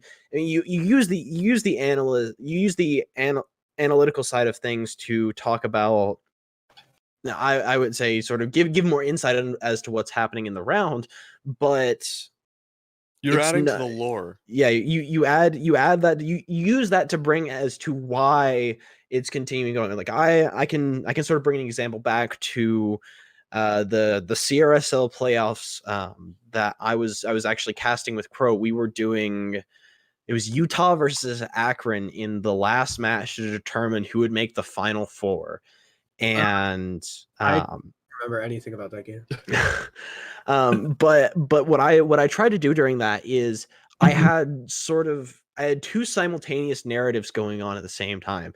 I had one going that was the Utah sort of came in as a dark horse during the entire thing. They were, no one expected them to go as far as they did. No one expected them to be the top of their group, and here they are facing up against the Titans, the previous champions that are Akron, and just a powerhouse that have made a dent when it comes to even Challenger League quals, because Akron during the last ESL Challenger League qualifiers actually made it a decent way. But talking about that, and then also talking about how Akron are the returning champions, and they're having to face up against one of their more formidable opponents of Utah, this team that has come out of nowhere looking to dethrone them and take them away from their spot. It's building stories like that, which is one of the most important things of getting past shoutcasting and analysis. Well, those are the two roles you typically see. The casting as a whole is about telling the story and weaving in, taking the shoutcasting and analysis and using that to build the story. And for example, is talking about, and you can do this to individual players as well, but talking about through the rounds how slowly Akron has started, they've come down really far. I mean, Utah's up 4-2, and you can use it to talk about Akron seems they're losing their steam. They seem a little bit demoralized. This threat is looming over them, and you've seen the last few rounds have been very dominant from Utah, and and that's just digging in. That seems to be digging in on Akron, and there's just different ways that you can do it, and bring in the sort of analytical and shoutcast. You can use the hype casting to then bring this to a climax as well, talking about and when it gets towards the end of the final rounds, you can just slowly build your way up. You can get more and more excited, not rattle off the kill feed, but talk about I mean, this is the last chance for Akron to make their final push. This is the last chance for Utah. This is the end of everything for them if they want to continue on in this series. I mean, just finding different ways to do that is, I think really the ultimate purpose of those roles, not just I think not just providing insight into maybe the round or the game as a whole, or trying to appeal it to the larger audience. Well, that is a very good thing that those roles do. I don't think it's really the end all be all of those. Yeah, it's definitely, and like you were saying with building up like different narratives and stuff, it also depends on if you're finding your role. It's knowing who you're with as well, and that's why Mm-hmm. specifically duos are so powerful in esports casting. I know I haven't casted with you in months, Loaf, and I don't Oh, it's really count been our first. ages. I don't even count our first cast as a cast, but I've done a lot with Crow and Mm-hmm. Keg. I did for the first time on what, Tuesday, Monday or Tuesday. But like the way Tuesday. you, yeah, one of those. But the way you do different with different people is just entirely different. I know with Keg, his confidence just kind of like let me take a little bit of a step back, and I was definitely more of a supportive casting with him. He was Oh, I don't doing like all. that. No, I was letting you were shoutcasting and stuff, and then I would break it down. Like, you'd be saying the last 45 seconds, it's a 1v4 and the clock's about to hit 0, and you're like, "Okay, CDAPS, roll with the analysis." He goes, "Yeah, they won this because this, and this, all of this was happening," while you were able to take a break and wait for more action to go. We started off our conversation with those ideas that you sort of tossed to me, and then I built something up and then tossed it back to you to continue. It's just that back and forth is what you need, but at the end of the day, Crow also made a really good point that you need to be comfortable doing both. You can't just be analysis when you might be talking in the middle of the round and then all of a sudden somebody drops a hatch and gets 5 kills. Just gets an ace off the instance. And that's something where I specifically did have trouble as I started casting, was I sort of have like a very like relaxed voice, and it's hard for me to necessarily put the excitement in and portray the emotions that I'm feeling. But as I've gone on, I think I'm slowly getting better at that, and that's the main feedback I've gotten from other people. But so like with Keg, I would do more of a supportive role, necessarily like quote unquote supportive. But then when I'm with Crow, me and Crow just both feed off of each other's energy and just keep on going up and up and up and up and up, and it's just everywhere. Yeah. What's Well, most important is that everyone needs to bleed into each other like some giant anamorphic being that we're all connected at once. Kind of like life itself, how we're all kind of connected. Yeah, you're laughing, but you know I'm right. Oh yeah, definitely. like some horrific amalgamation, like writhing limbs everywhere. That's us. That's Yeah, us. it's the end goal, man. It's the Yeah. end goal. Want to become one in the most eldritch way possible. But I feel like like CDAP said, I feel like if you're doing analysis or whatever and stuff happens, it's super awkward. Like if in the middle of a 3K you stop your analysis and then just stop talking, and the shoutcaster is like, okay, this guy gets 3 kills and then like has to carry on. You got to be confident in both. And if you're the shoutcaster, you got to be confident in analysis. You can't just be standing there, with your thumb in your nose, like, yeah, this guy killed this guy, and that's how they won the round, and then throw it off. So I feel like too, a big thing that some people do when they first start out is feel the need to fill dead air. Hmm. Like they'll just like let's say it's during a clutch, right? Like let's say Bosco is in a 1v3 or whatever, and he gets the first 2 frags quick.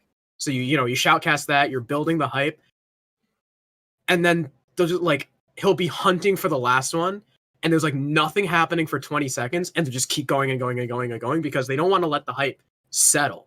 But what you got to do is, right, Bosco gets the double kill, they line up, whatever, it's down to a 1v1, and then you slow down. Like you let the hype settle, you go, all right, Bosco knows it's now a 1v1. Does he have info on the last guy? They had a Valkyrie on the board. They might have a black eye, but the IQ was in that room earlier, so it could potentially be gone. With Bosco's approach, it does not look like he knows the Jackal is in the corner. He's going to wide swing it, but he turns just in time. And then, as the last kill progresses, that's when you feed off that lax and you bring it back to a climax. It's kind of like you start up, it's like a roller coaster, right? And you go down and you got to build it up again before the climax. So I know something I struggle with like solo casting. It's really hard to stop talking when you're solo casting. Oh, it's nearly impossible to rein yourself back in. Well, you don't want dead air. That's another cardinal sin. You don't almost never want dead air. Unless you can put a beat to it. I actually strongly disagree with that, because I feel like silence can be an incredible tool when it comes to casting. I've discussed this with a couple of other casters before as well. Is that using silence to your advantage can be something that can be incredibly powerful. Use silence to really drive home the point about something. You talk about is like, oh, this is SSG's last chance to make it in. And you let that sit for just a second or two. There's a difference. Use silence to punctuate. I get what you're saying about like dead air though. Like not letting things just kind of sit there for 10, 15 seconds with nothing going on and just kind of letting the round play out. That I can understand. But I think I misheard it, really took it as just silence in general. Yeah, having a beat is okay. It helps build up tension, like I said earlier, but having just straight up dead air, because you're filling in the role for 2 people, is you're gonna have dead air, and it sucks. Because like you watch or listen to a radio station, you're not gonna have dead air. That DJ's always talking, whether you like it or not. And I mean, this is a little bit different of a ball game. Usually they have music to overcompensate it as well, but you don't have music when it comes to casting by yourself. You have the game, and you can't let that flow through it by itself. You got to put something over it. Yeah, and I think that's a really great point that Crater just made in chat specifically, is that there's Oh, a Crater! gigantic difference between silence, giving yourself breathing room, and having that dead air. Silence can definitely be a tool where you're, like Crow was saying earlier, you get the first 2 kills and there's a little bit of a lull. You can either use that lull as sort of silence to build tension. You can use it as a time to maybe pass off to your other caster if they're comfortable in that position, or just a chance to regain your headspace and make sure that you're going to give the play that's on the screen the justice it deserves. but necessarily with the breathing room as well. Nobody wants to be just always up against the wall talking at 5 million miles per hour for the entire time. You need to be able to have that necessarily building the beat, switching in between, having your rhythm and building with your casters, and not necessarily feel super stressed because that will translate into directly how you're communicating to the audience. But when you have dead air, such as just stopping like that, that's an awkward pause. There's not really Yeah. anything you can do with that, and it isn't being used as the proper tool that it can be. But building up that tension towards the very end of a sentence or a round like that, it can make a big difference towards the end of a round because the stakes are high. And you want to know what the next point is going to be after the sentence is over because I'm making you cling on to every word I say. Every single word. It's going to be really important too. But I think that is a great way to wrap up silence. Yeah, and I guess we can move on to the next point being the specific networking. I think that's probably what a lot of people, if they are trying to get into the casting scene, this will be a very big segment of this Q&A, how to get known, how to get people to notice you, how to get into these leagues, into advantageous positions and stuff like that. I guess we could talk about specifically what our paths of networking was. Um, I have never networked. I I mean, think that's not true. I think I can start off a little bit. Taken the initiative to network. It's always been like I've never really asked to cast. People have DM'd me, and I've just been like, okay, sure. But And you're taking that opportunity I've is taken networking. I've taken every opportunity I could, and I feel like that's why I am where I am. Not because I've made the proper contacts like myself and went out of my way to be like, I want to make friends or like I want to contact this person so I can stick in their mind for this future opportunity.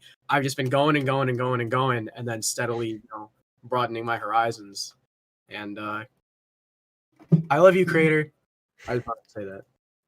Um, I think for me, I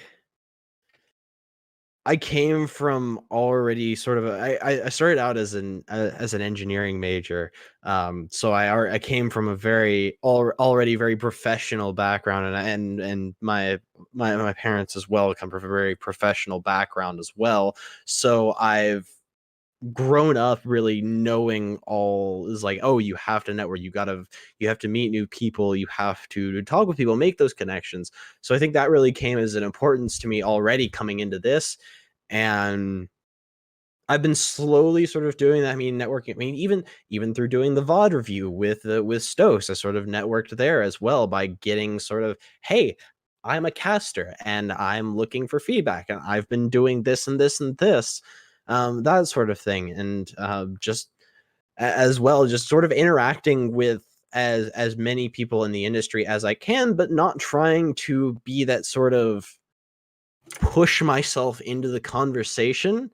I try to look for a good solid opportunity to talk to a person, especially if they're higher than me in the scene, because I generally enjoy listening to the way that they think. Um, there was one time when there was a casting job that was posted on Hitmarker, and Intero like retweeted something about like, hey, if you're looking at this, talk to me about like paid casting jobs. And that was around the time I was kind of starting to looking for asking for pay for some of my cast, because I had pretty much been doing it completely free before. And through that, I was able to talk with Intero, talk with him about some of my casting as well, and sort of make that connection with him.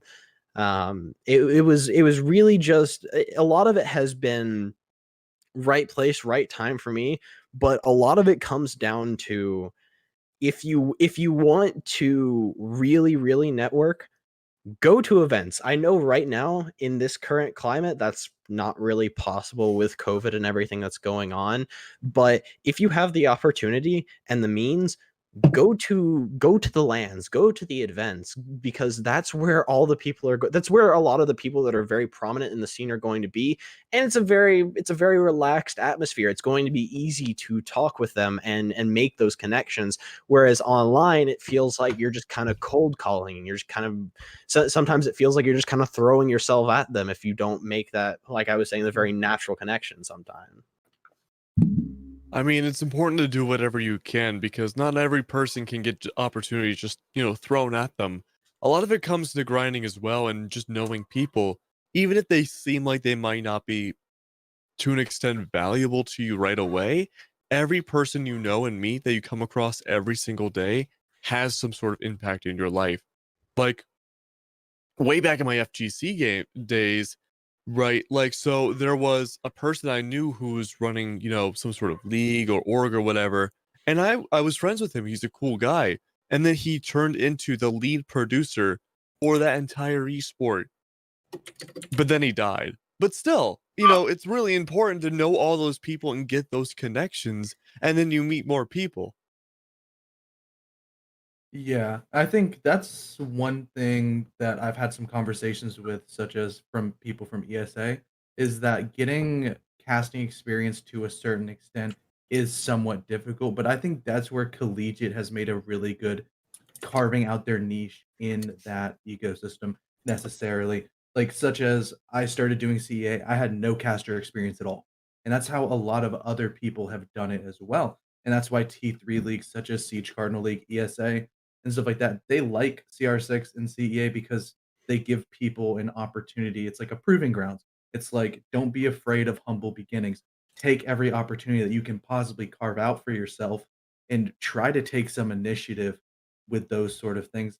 But there definitely is a gigantic difference of trying to get into casting like from a more traditional means as opposed to being in Intero's 8,000 person Twitch stream and being, hey in chat, hey Intero, please let me cast Intero. Can you look at my VOD? Hey. It's like it could be sort of you're trying to get your foot in the door, but you have to really like grow and understand that a lot of things aren't gonna happen overnight. And that there are tons and tons of people that have really put in so much time and effort behind the scenes to get to the places where they are, and not even all of them are up at the top. Yeah, I think definitely the biggest point you can take away is if you're gonna try and get into casting, just grind.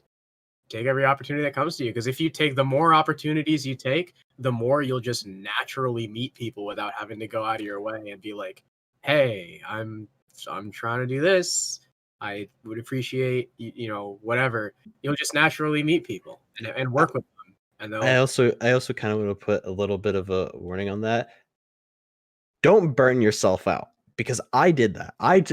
In my earlier days of casting, I took every single opportunity I could. I think I cast maybe 5 days a week for the first like 3 months of my casting. That is exhausting. It It really is is. it is not very sustainable, and you will burn yourself out quick. Now, I'm not saying don't accept opportunities, but know your limits. But if an opportunity comes your way and you can, and it seems like a decent one as well, then go for it. And that's another thing is I got from just talking to other people as well, is know your worth as a caster as well, and don't just take every single league that comes looking your way for work, because again, it gets to that point where you're just doing stuff that can end up burning you out, and it can just be busy work at that point. It's not You're not working, you're not really improving yourself, you're just doing it to do it at that point if you do it so much. um which I can admit, I got to that point when I was nearly burning myself out. I was just casting to cast. I wasn't really improving myself. I wasn't really taking the time to take a step back and look, okay, how do I change this? But as soon as I stepped back from like 3 of the leagues I was casting, I cut it down to just like 2 that I would be working on. I was able to take a serious step back. I was able to focus. I was able to do other stuff than just cast, but I was also able to take a step back and look at my casting and see, okay, next week, what am I going to do to try to improve this? Nah, man, you're just a non-grinder. Oh my god. You're not the Dan of casting. Man. But I Can't guess help that's it, man. also that could be a very good transitional point to the biggest tips for upcoming casters. As I guess we can, I don't want to sound cocky or anything, like we have a somewhat like it's carved out a little role in the T3 scene Yeah, as well I as mean, collegiate. So we have some sort of cast. platform to stand on. We can give Mhm. some tips as well. If each of you guys Mhm. want to run through that. Biggest Yeah. tips, just cast. Just Dear cast, God, don't man. talk forever too. Yeah. I think probably the probably the two biggest things is one, actually cast, like Crow said, and two, find people outside of your bubble of people that you talk to look at your casting. Find someone that will be blunt with you and be very just straight up about what you're doing and will give their honest opinion on it. Because getting criticism like that is going to be one of the only ways that you can truly improve. Because I stayed pretty much the same with my casting until I went to Stokes and a couple, and like I think like the production, one of the production guys at my university's esports club, and a couple of other people that I knew, I sent them my VODs. And until then, I was kind of just doing the same thing with casting. I never really truly improved. After then, though, I was able to, they gave me feedback, and I was able to take a step back and look at myself and be like, okay, I am doing these things. I need to make a serious effort to change these things and make myself a better caster. I didn't feel like I got better until I started doing that. And since then, it's been something that I've done constantly. And I've always, if anyone ever comes to me for advice, that's one of the biggest things I tell them is get someone honestly who is not your friend to do it for you if you Someone can. who hates you.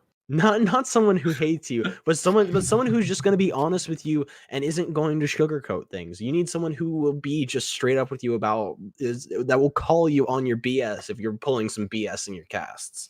Yeah, I think that's actually a good point for casting itself too. I feel like one of the reasons why, like, I've kind of been juggled between a bunch of leagues, and then people contact me, and why I'm on pretty good standing with most of, if not all, the T3 community, is I think an important thing to remember when you're casting is don't be afraid to call people out for having a crappy performance. If you Professionally. sugarcoat professionally, yeah, obviously don't be like, man, this dude sucks, drop him. Like, don't do that, obviously. But you don't want to sugarcoat too much. Like, if a team is throwing, say, these guys are having the advantage in so many rounds and they just can't close it out. They've been throwing them away. They're either making, not great decisions, they're making dumb plays, or they're just straight up, getting too over aggressive, whatever, and call people out for their mistakes. Because I feel like casters who are a little too timid, chat will call you out. Chat will absolutely call you out, especially in T3. Where in T3, the more teams trash talk is kind of like, you can tell. The more teams trash talk to each other in game chat, the closer they are a lot of times. And it's the same thing with casting. The more you highlight, of course, balance it out. The more you highlight both what a team is doing well and what a team or a player is doing poorly, I think that the better standing you'll have with the players themselves. Yeah, it's sort of like we talked about a little bit earlier, building the sense of community, but you still, as you want to cast, one huge thing is staying impartial. You don't want to quote unquote simp for a team just because you like one of their players. You don't want to be like, oh no, these guys can do no wrong, even if they're getting beat 6-0 currently. Like you Yeah. have to be able to really say what's true and try to stay in that level where you're talking about both teams evenly. Even if a team has thrown a couple of rounds, maybe they're down 3-1 and not looking so hot. Siege is one of those games that just like a snap, it can completely turn around. Maybe Yeah, the map is just super defender sided. don't focus on the don't focus on the bad for too long. Hit it, talk about it, but do not focus on it. That is the thing. And try and like you're saying, being impartial, find something to talk about with the other team as well. unless it was an absolutely monumental throw that changed the entire course of the round, then you can kind of focus on it. Like, for example, the example I used before where DP fires in a 1v2 and Maestro swings, like I talked about, everything that Team Rose did right and why Thunder Logic was kind of falling off in that round up to that point. And then it was like, bro, but Maestro, come on, man. Wow. You had that round in your pocket. You peeked, you threw it away, and then the Bandit stood there and held the cross. DP Fire I'm going to echo exactly what I said. DP Fire has played in the the top echelon of T3 for years. He knows you're both in the same room. He knows you're going to be holding a cross. Because after Maestro died, he just pre-fired where the Bandit would be holding, and Bandit just took it. So it's like, at that point, if it's a colossal misplay by one team, and that's the changing point in a round, then you can focus on it. But like Liz said, make sure you also talk about why a certain player or how a certain player or how the other team took advantage of that. You So gotta kinda do say- what feels right. Yeah. Well, to a point. Well, I mean, as long as you're educated somewhat of what you do, eventually, like I said, it's like observing. You find that tempo that works well for you, and we can talk about theory all day, but just like a normal practice in anything that you do, besides maybe, I don't know, mathematics, you gotta do mostly a gut feeling kind of position as well, because theory and paperwork can only take you so far. You gotta execute it and bring it home into your own flavor and make it your own craft to really have that audience reeled in and show them what kind of storyteller you really are. Mhm. Yeah, and with that, that's kind of the last little bit that we had on our outline, but I guess we can turn it over to a full open chat, some rapid fire questions if you want to type Oh, I those love out. questions. Oh yeah, we yeah. actually have had one one more more. that was we had one that was added by Blue Panda asking what should match prep look like. We kind of hit on this. Imagine prepping for matches. Yeah, don't ask Crow about it because Crow doesn't prep for matches. Yeah, I mean- I have my notes that I take on the fly, and because He has his brain. it's kind of that information. If your brain takes an information in multiple ways, you tend to remember it more. So I tend to just kind of remember what teams do. Again, because I want to talk a I've little bit trained more. myself. But Yeah, I want to talk a little bit more about the traditional side of match prep that you that you'll see a lot that you see maybe a little bit more commonly, which is one of the biggest things is VOD reviewing, which is the act of going through and watching VODs of the teams that you're going to be casting to sort of figure out their play styles, the roles of players, what to kind of expect from the players. And if you have VODs of the specific matchup you're going to be casting that has happened previously, watch that. See how these teams have interacted in the past and see if you can sort of feel things out through there. And if possible, get other people to watch it with you to give you insight. If you've got a friend of yours who is a coach or is a competitive player or something like that, get them in there to help you out to understand something. And if you interpret something the wrong way, have them there so they can call you out and be like, no, this is there because of this, to help you, because the more understanding that you can gain from it, the better things can go, honestly. I want to answer the question a little differently than everyone else has. Everyone else is giving great answers, but what I want to do is talk about like what you want to do before you start prepping for casting, because there's a whole different array of answers. For me in my past, going way back, sometimes it involves screaming in front of the mirror. Sometimes it makes, a pot of whole coffee, few energy drinks. You gotta like warm yourself up, get rid of that anxiety, shake out your arms a little bit, scream in the mirror again. You gotta do whatever you can do to make yourself comfortable in front of in this instance, a camera or a microphone, and give the best performance possible. Because you don't want to start off all shaky. Oh, and honey. Drink a lot of honey because it lubricates your throat and makes it nice and not scratchy. that's a good point. That's why I drink all the high fructose corn syrup lubricates my throat. Yes. Yeah, you're gonna die at like 25, dude. How many Cokes have you drank this stream? You're on like what, number 3? This is How my do you fifth. have teeth? He's This is either my- 3 or 4. This is my fifth. 3? He's only Oh, 5th. Oh my god. I had man. one. I had one right before we started. You better brush your teeth after the stream. I do. So yeah, my pre-match prep, Eat ramen, Like, drink Coke. Oh my yeah, God, is you're gonna die at 25. my pre-match prep is I always have a routine. I eat a bowl of ramen. I make and eat a bowl of ramen. That usually takes like 20 to 30 minutes. And I drink a bottle of soda. If I don't have soda, I'll drink an entire bottle of water, which I should probably do more often. And I just talk to someone. As long as my voice gets warmed up and I'm talking right before the cast, I feel like that does a lot of good for my voice.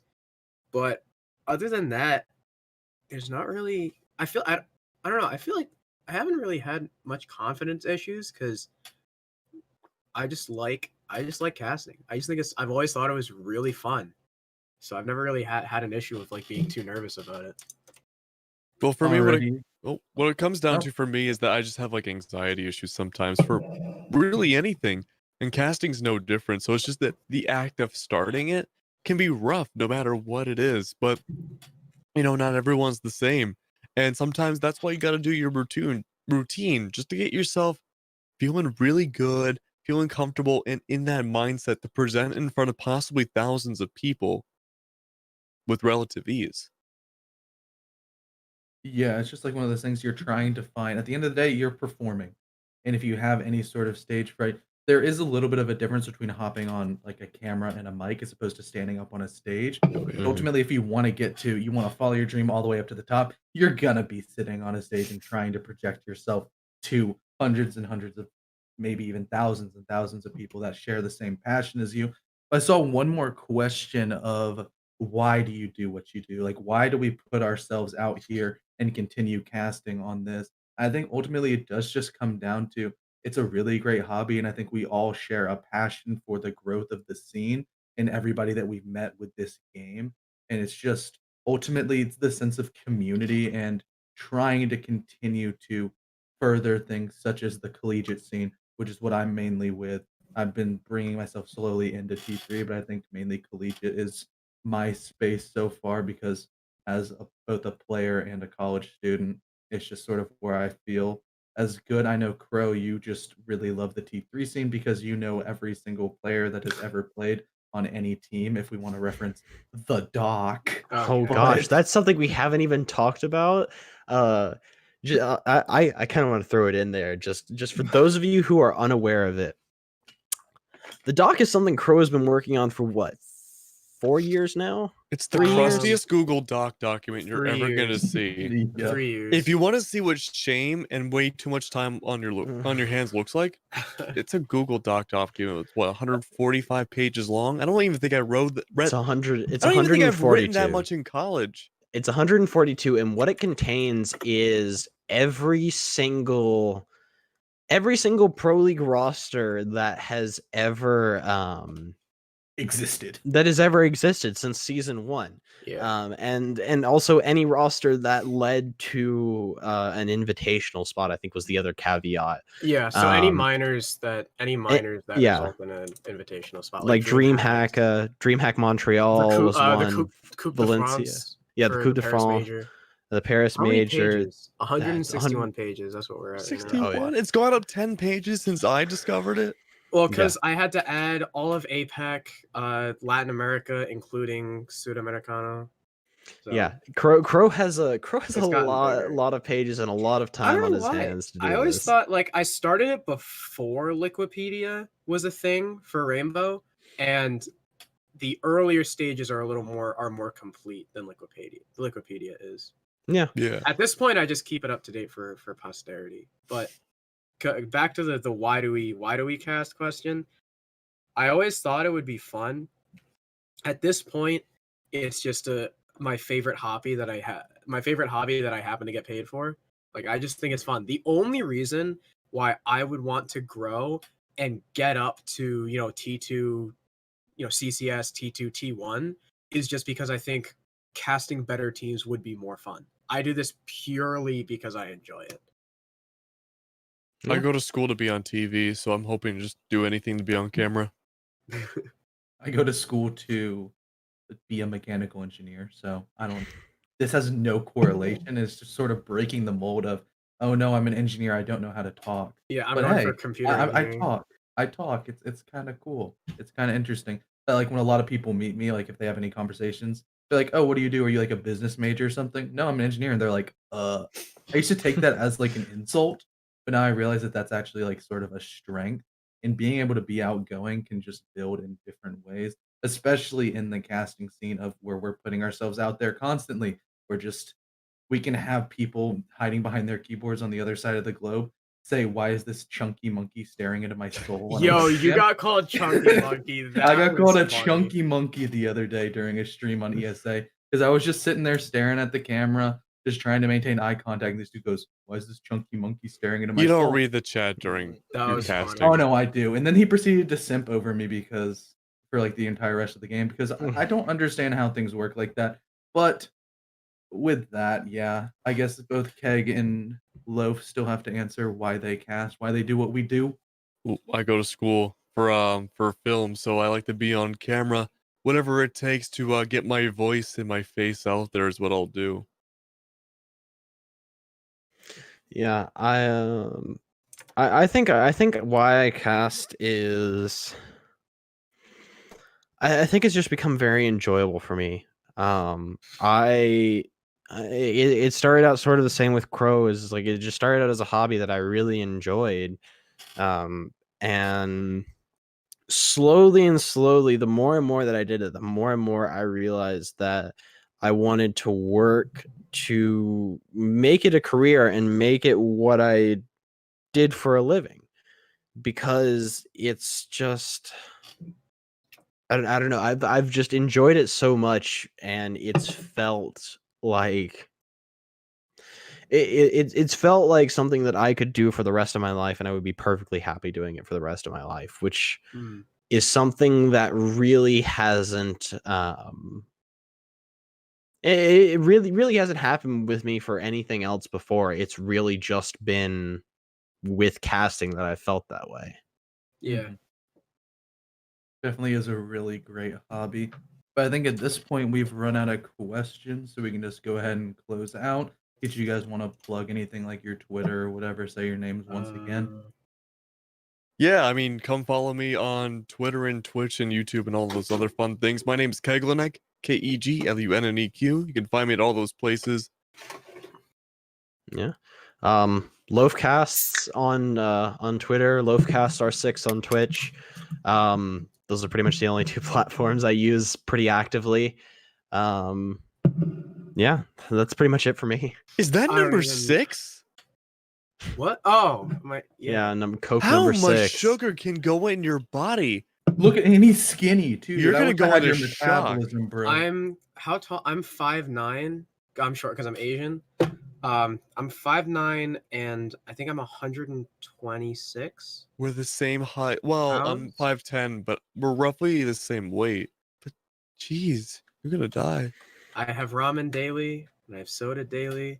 It's gonna catch up to you. When I go to eat fast food, I have like 3 burgers. It's great. Life's great. Wish I had an Asian metabolism. Yeah, wait, what were we plugging? Socials? I don't Yeah. use I don't You're use active on Twitch Twitter. because my internet's not good enough. I guess I have a Twitter. What's my Twitter at? Wait. I don't Crow hee hee. Oh, it is. You're right. At Yeah, Crow it's Hee Hee Crow with 2 Hee Hee. E's. Hee hee. Oh, hey, Blue Panda. Thanks for the follow, man. Yeah, and I guess I've been moderating this panel. I also Yeah, cast don't follow a little Connor. bit.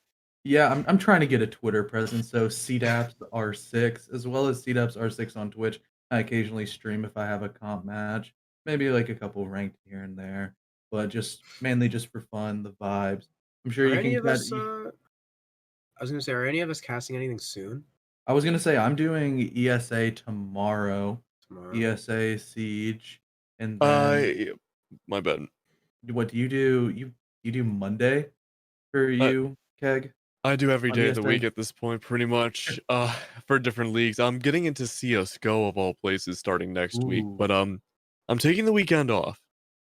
After this week, it's gonna be a whole different ball game. So again, follow me on Twitter, and you can see where you can hear my beautiful sultry voice at. Yeah, Saturday I'm doing EPS. Sunday I'm doing AGN. Those are two of the other three. The big three are ESA, EPS, AGN. So that'll be the next time I do anything. Yeah, I'm waiting on some stuff. I think I'm taking a little bit of a break this weekend. I've got to head back down to Knoxville for a couple of things this Non-grinders, weekend. man. Non-grinders. I'm It's- sorry. It's called I have a life and I have a job that I'm trying to get. All right. Yeah. Alright. I'm trying to move into my own place. All right. I need to figure this stuff out. Yeah.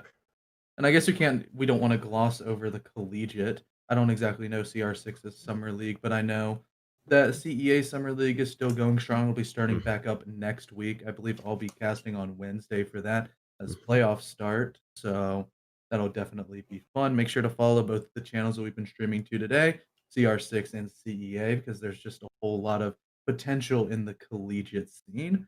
But with that, I guess we can go ahead and end stream unless any of you guys have any more pressing questions on our side. No. No, I'm good. I think we covered just about everything in cast.